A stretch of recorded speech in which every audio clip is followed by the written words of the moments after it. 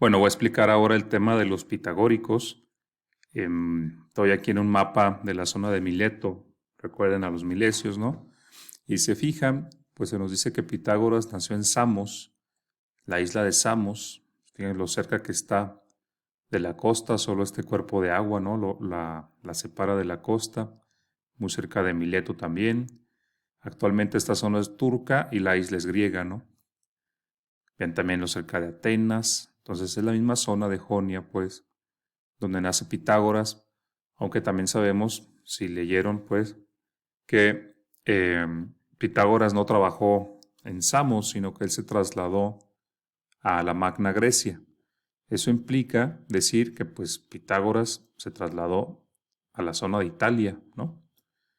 Entonces, de aquí de la isla de Samos, que es esta isla grande de aquí, pues Pitágoras se trasladó a lo que llamaban los griegos Magna Grecia, que era sobre todo el sur de Italia y la isla de Sicilia, ¿no? Y se nos dice que su actividad la hizo en la ciudad de Crotona, ¿no? Crotona, Italia. Pues aquí está la ciudad de Crotona. Entonces fíjense el viaje de Pitágoras, ¿no? Pitágoras que habría nacido en Samos, en esta isla acá del mar Egeo, esta de aquí, y se trasladó a Crotona, otra ciudad costera, acá en la costa italiana. Una ciudad en la que los pitagóricos pues fueron poderosos, llegaron a controlar la ciudad políticamente hablando, con un régimen pues oligárquico, aristocrático, ¿no? Entonces, Pitágoras pues habría nacido, ¿no? Hacia la mitad del siglo VI antes de Cristo, por ahí del 540, 550, ¿no? Quizá un poco más, y pues murió en el primer cuarto, ¿no? Del siglo V antes de Cristo. Más o menos las fechas de Pitágoras, que se pierde mucho Pitágoras en la cuestión como legendaria, ¿no? Pero pues si lo ponemos que nació alrededor del 540, ¿no? 550, algunos lo llevan hasta el 570, pues sí, debió haber muerto 480, 470, ¿no? Más o menos las fechas son esas, es muy aproximado, entre el siglo VI y el siglo V, ¿no? Antes de Cristo, la vida de Pitágoras. Eh, en cuanto a su filosofía, lo que estamos viendo nosotros en las lecturas, pues es que, y yo me gustaría plantearlo así, a mí me gustaría plantearlo así, pues los pitagóricos, cuando hablemos de Pitágoras, más bien hay que hablar de los pitagóricos, ¿no? Ellos, pues hay que entenderlos como que trabajaron en varias vertientes. Hay que entender a la escuela como religiosa por un lado, ¿no? Como una secta muy influida por el orfismo. Hay que entender también a los pitagóricos pues como filósofos, por eso los estudiamos nosotros aquí en Historia de la Filosofía Griega. También son filósofos, claro. Y hay que entenderlos también como protocientíficos, sobre todo en el área matemática, ¿no? Entonces, digamos que hay que trabajar esas tres, que además en ellos están conectadas, esas tres vertientes, ¿no? Esas tres caras del pitagorismo. En la cuestión religiosa, pues ya sabemos, por influencia del orfismo, pues van a plantear la inmortalidad del alma. Para empezar, vamos a ser más esquemáticos, ¿no? Plantean pues el dualismo alma-cuerpo, primer aspecto religioso de los pitagóricos, que retoman del orfismo, ¿no? El ser humano pues es un compuesto de alma-cuerpo, la parte excelente viene a ser el alma, la parte impura es el cuerpo, eso ya lo vemos en los pitagóricos. Es un primer aspecto, digamos, religioso de ellos, ¿no? Otro aspecto religioso es pues que el alma es inmortal. No solo es un dualismo, sino que se plantea que el alma, que es lo excelente del ser humano, pues es inmortal. ¿No? No muere pues con el cuerpo. Otro aspecto que podemos resaltar del pitagorismo, además es esta inmortalidad, pero es una inmortalidad que no es como la inmortalidad judio-cristiana del alma, ¿no? De que pues, bueno, aunque hay varias teorías de qué pasa con el alma después de la muerte para un cristiano, pues sabemos que al menos no reencarna, no tiene una reencarnación en varios cuerpos, ¿no? Se habla de una reencarnación para el juicio final, pero nomás sería una, digámoslo. Pero para el orfismo, el pitagorismo y luego el platonismo, para toda esta corriente, ¿no? esa reencarnación es sucesiva, ¿no? Más parecida a la tradición hindú, pues, ¿no? Que en la tradición hindú, como ustedes saben, pues se va el alma como reencarnando, ¿no? En varios cuerpos, indefinidamente. Se habla de que puede haber una liberación de ese ciclo, pues también para los órfico-pitagóricos, que los podemos nombrar así, en la cuestión religiosa, pues hay como una culpa y eso se tiene que purificar para salir, en todo caso, de ese ciclo de transmigraciones. Es una transmigración de las almas. Los griegos esto lo llamaban metempsicosis, ¿no? A esa transmigración. Entonces ese es un aspecto religioso, el dualismo, la inmortalidad del alma y el ciclo de transmigraciones, la metempsicosis. Esa concepción religiosa de los pitagóricos también los lleva a tener pues una regla de vida porque buscan la purificación, ¿no? Esa regla de vida implica que llevan en común, por ejemplo, se habla de que practican el celibato, se habla también de que tienen una dieta especial, parece que son vegetarianos, parece que evitan ciertos alimentos por ciertas concepciones, a veces un poco extrañas, como en el caso de las habas, ¿no? Entonces, tienen una vida, pues, un modo de vida los pitagóricos.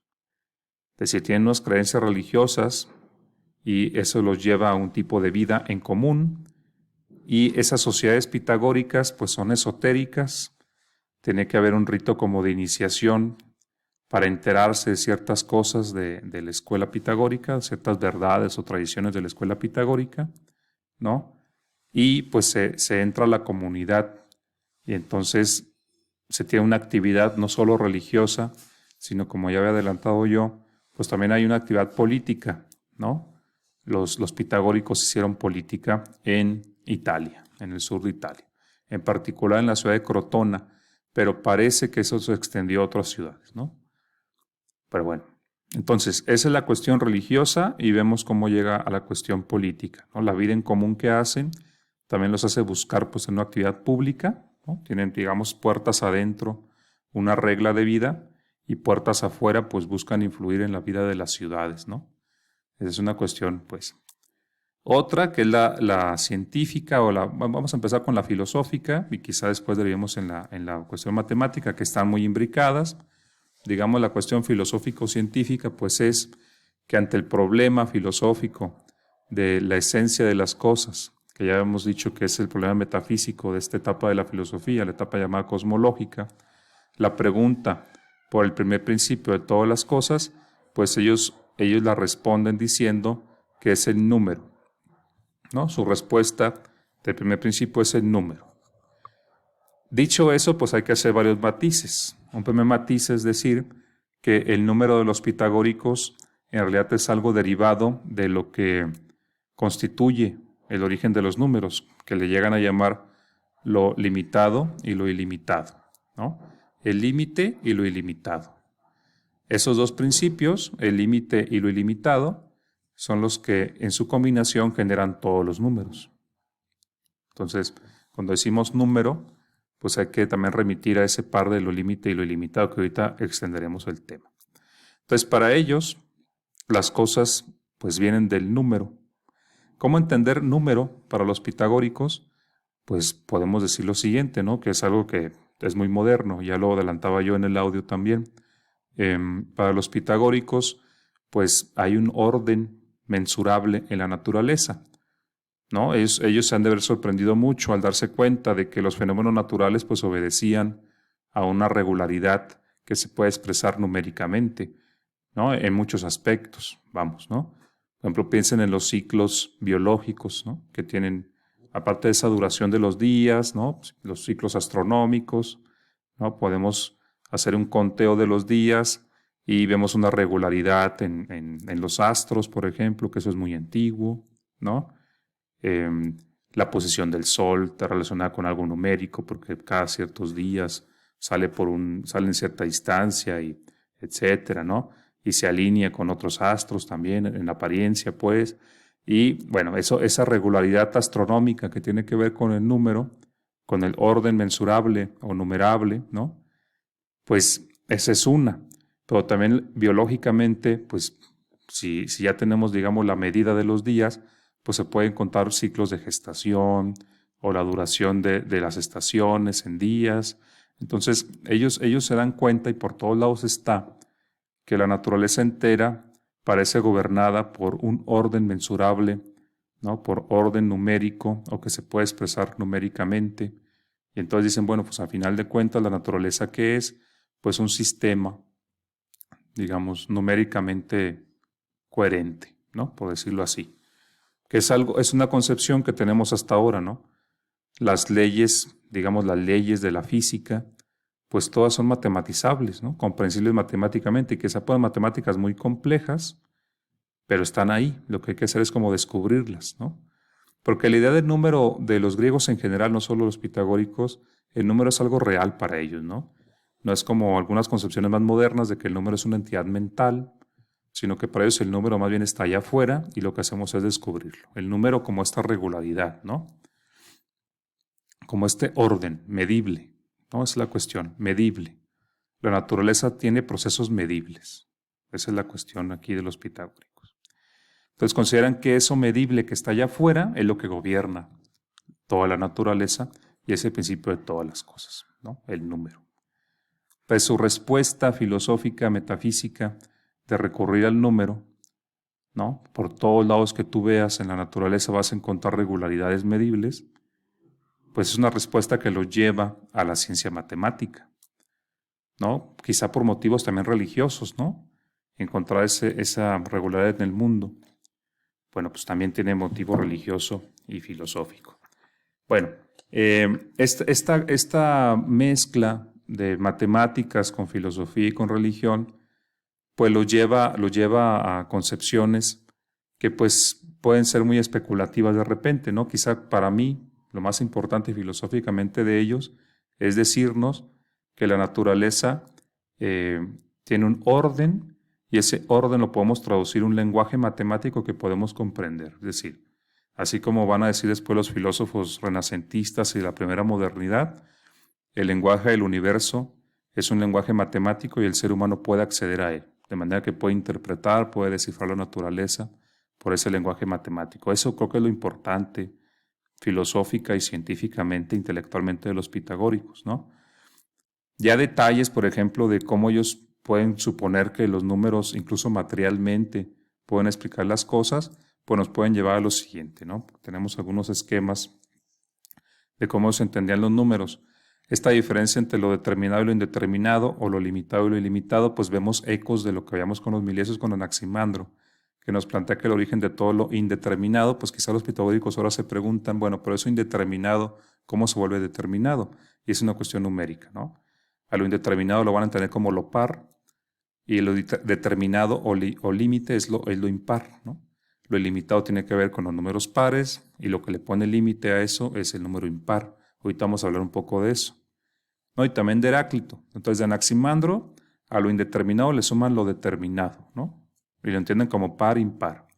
Y hablando de Heráclito, pues que él decía que en el fondo había como una lucha de opuestos, pues ellos le van a añadir, bueno, pero esa lucha de opuestos tiene un orden, una regularidad, ¿no? Que se puede descubrir, tiene una armonía, que es un concepto muy importante en los pitagóricos. Hay un movimiento, hay un flujo, sí, como dice Heráclito, pero también hay una armonía. Eso de armonía lo sacan porque le interesan mucho las matemáticas y la música, ¿no? La música los sorprende a ellos porque se dan cuenta que pues todos los tonos y la armonía musical tiene que ver también con algo numérico, desde la longitud de la cuerda, la octava, la cuarta, todas estas medidas musicales pues son importantes. Entonces dicen, bueno, algo que es auditivo y que es agradable y que provoca emoción, ¿no? Y tiene que ver también con algo matematizable. Entonces la música también les interesa.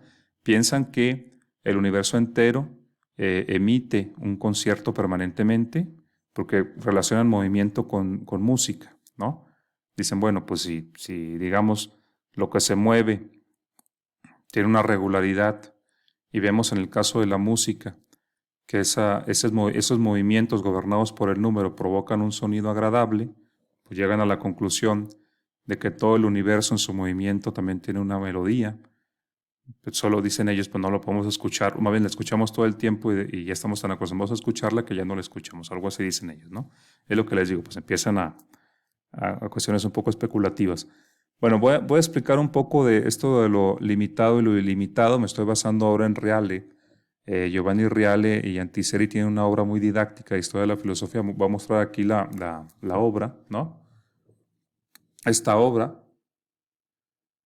Historia de la filosofía, está en varios tomos, muy didáctica, digamos, muy amigable, ¿no? Porque yo vi que Abagnano y Copleston nos ponen el esquema de la tetractis y otras cosas, pero en particular en la relación de lo limitado y lo ilimitado creo que no profundizan tanto, ¿no? Entonces hay que buscar ahí varias fuentes y bueno, voy a explicar esto de lo limitado y lo ilimitado con la ayuda de una pizarra, ¿no? Entonces, bueno, voy a venir aquí a esta pizarra y aquí voy a pues traducir o más bien voy a transcribir los esquemitas que tiene la obra de Reale para explicar lo limitado y lo ilimitado. Dicen ellos, bueno, el principio de todas las cosas es el número o los números, pues los números a su vez surgen de una relación entre lo ilimitado y lo limitado. Y lo ilimitado es el par y lo limitado es el impar. ¿A qué se refieren? Lo explica Reale de la siguiente manera. Dice, bueno, hay una costumbre muy antigua de representar pues, los números con cuentas, ¿no? O sea, me refiero a piedras, ¿no?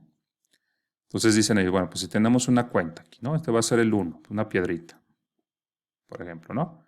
Que de hecho ellos piensan que del 1, a final de cuentas, vienen los números también, ¿no? O el número es un par impar, porque pues si al número le sumas un par, te sale un impar, ¿no?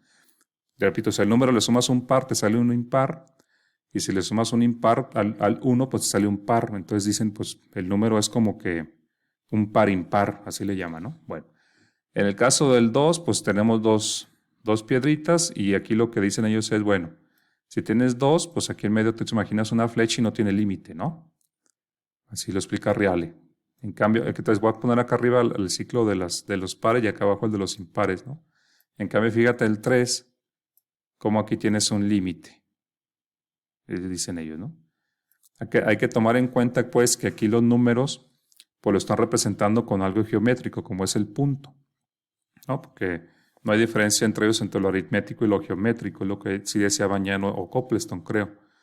Que cuando decimos número, solemos pensar en lo aritmético, ¿no? En lo que se puede sumar o restar, las cantidades expresadas por el número, pero para ellos hay una íntima relación entre lo aritmético y lo geométrico. De manera, por ejemplo, que también el 1 es el punto y el 2 pues ya es una línea, por ejemplo, y el 3 te permite hacer una superficie, ¿no? Da delimitar una superficie con el 3, ¿no? Y no sé si me va a salir esto, pero haciendo una perspectiva, pues el 4 ya te permitiría hablar a ti de un volumen, ¿no? Creo que no me salió, pero bueno. Imagínense que es algo punteado esto. Quizá algo como cúbico, pues no lo puedo dibujar con 4 puntos. Quizá con un cubo estaría más fácil, ¿no? Entonces, el 1 punto, el 2 la línea, el 3 la superficie y el 4 ya puedes imaginar algo como con volumen, ¿no? Pues entonces el número tiene traducción geométrica, digamos, ¿no? Luego, por ejemplo, el 4, dice acá Reale, bueno, si te fijas en el 4, vuelves a tener un número ilimitado en el sentido de que esto pues no se limita, este movimiento, digamos, ¿no? En cambio, si tú pones el 5, ¿no? Tiene los 4 puntos y el límite, ¿te fijas? Entonces aquí sí se limita, dicen Reale y Antiseri. Pues así sucesivamente, ¿no? Tienes el 6 representado por 6 puntitos, entonces tu 6 pues tampoco tiene límite, ¿no? Y esto si le pones si hacemos el 7, que es como lo mismo, pues el 7 ya tiene límite, ¿no? Entonces por eso lo par acá arriba, pues lo entienden como ilimitado y el impar tiene como límite, ¿no? O sea, el 1, además del par, funciona como límite de lo par, ¿no? Siempre que tienes un impar, tienes un número par limitado por un 1, por un número extra, ¿no? Por una cantidad extra. Tienes un impar y tienes el límite de lo par, ¿no? Ese es un impar. Por eso le llaman lo limitado. Y de manera que lo par es limitado por lo impar o lo impar es el límite de lo par, es lo que están pensando ellos, ¿no? Entonces parece que por ahí va. Después Platón, con una matemática creo que más desarrollada, nos va a hablar en el Timeo de que el origen de las cosas si es como el número, o tiene que ver con el número, y los números surgen de la relación entre lo uno y la diada indefinida. Creo que se refiere a lo mismo, ¿no? La diada, o sea, el 2 indefinido, como la esencia de lo par, ¿no? Y el 1. Y la relación del 1 con la diada genera todos los números y todas las cosas para Platón en el Timeo. Bueno, también ellos hablan de números cuadrados y números rectangulares. Dicen, por ejemplo, que lo impar es un número cuadrado. Voy a borrar mis dibujitos feos, ¿no? Bueno, creo que con doble clic. Aquí. Sí. Entonces decía yo, dicen ellos, bueno, además dicen esto, ¿no? Para relacionar geometría con aritmética. Hacemos esto para ver la conexión entre aritmética y geometría en los pitagóricos, ¿no? Ya vimos cómo los números tienen que ver con puntos y líneas. Si tú entiendes los números como puntos, pues puedes entender esto, lo limitado y lo ilimitado. Puedes entender también por qué lo 1 es el punto, el 2 la línea, el 3 ya la superficie, el 4 el volumen. Entonces, es traducir lo aritmético a lo geométrico, básicamente, ¿no? Dicen ellos también, bueno, los números impares forman cuadrados y los números pares forman rectángulos, ¿no? ¿A qué se referían? Pues si tú imaginas el 1, digamos, vamos a construir esto, ¿no?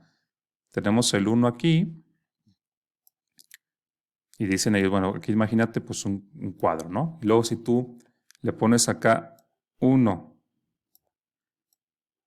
2, 3, pues digamos que sigues teniendo como un cuadro, ¿no? Como los lados de un cuadro, por decirlo así, ¿no? Claro, no me está quedando muy exacto, pero bueno. Y luego dicen ellos, bueno, pues y tú sigues formando aquí, ¿no? Ahora tienes 2 aquí en la línea, 1 aquí en el vértice y 2 acá, y sigue siendo como el lado de un cuadro un poco más grande, ¿no? Te fijas, son los impares 1, 3, 5, ¿no? Y luego tienes ahora 3 aquí, 1 acá en intersección, y ahora 3 acá, y dicen ellos, ve cómo lo impar tiene que ver con lo cuadrado, ¿no? Más o menos así sería, ¿no? 1, 3, 5, 7. En cambio dicen ellos, bueno, y lo par tiene que ver como lo rectangular, ¿no? Tienes 2, y luego tienes 1, 2, 3, 4, ¿no? Y aquí más bien lo rectangular, ¿no? Tienes ahora estos 1, 2, 3, ¿no? Ahora aquí 4, 5, 6. Entonces, así es como ellos entienden que lo impar tiene que ver con lo cuadrado, ¿no? Y lo par con lo rectangular.